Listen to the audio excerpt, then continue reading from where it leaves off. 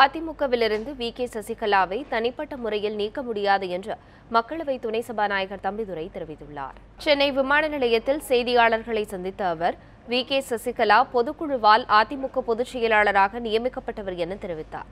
அதனால் தனிப்பட்ட முறையில் யாரும் அவரை நீக்க முடியாது என்றும் கூறினார்.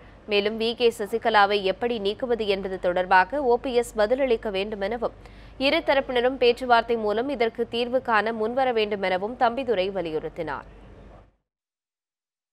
அது நீங்கள் சொன்னது போல் சின்னம்மா அவர்களாகட்டும் அவங்களெல்லாம் தேர்ந்தெடுத்தது பொதுக்குழு தான். அந்த பொதுக்குழுவில் தான் எல்லாருமே கையெழுத்து போட்டிருக்கிறாங்க.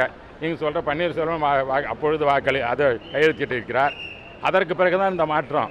ஆகவே அது பொதுக்குழு எடுத்த முடிவை ஒரு தனிப்பட்ட மனிதன் இப்படி எடுக்க முடியும். ஆகவே அந்த பொதுக்குழு வேணும் தான் இன்னும் கூட்டுறதுக்கு வேணுந்தாக்க இவங்கெல்லாம் வரட்டும், ஒன்று பேசுவோம், அதுக்கு வழி சொல்லட்டும். பொதுக்குழுவால் தேர்ந்தெடுக்கப்பட்ட சின்னம்மா அவர்களை நீக்க வேண்டும் என்றால் அது எதற்கு முடியும்? ஒரு தம்பிதுரையோ இல்லை எடப்பாடி பழனிசாமியோ இல்லை பன்னீர்செல்வமோ எப்படி நீக்க முடியும்? அவரை அதை நீக்குவதற்கு வழி சொல்லட்டும். அது சொல்வதற்காகத்தான் ஒன்று சேர வேண்டும், பேச வேண்டும் என்று சொல்லியிருக்கிறோம்.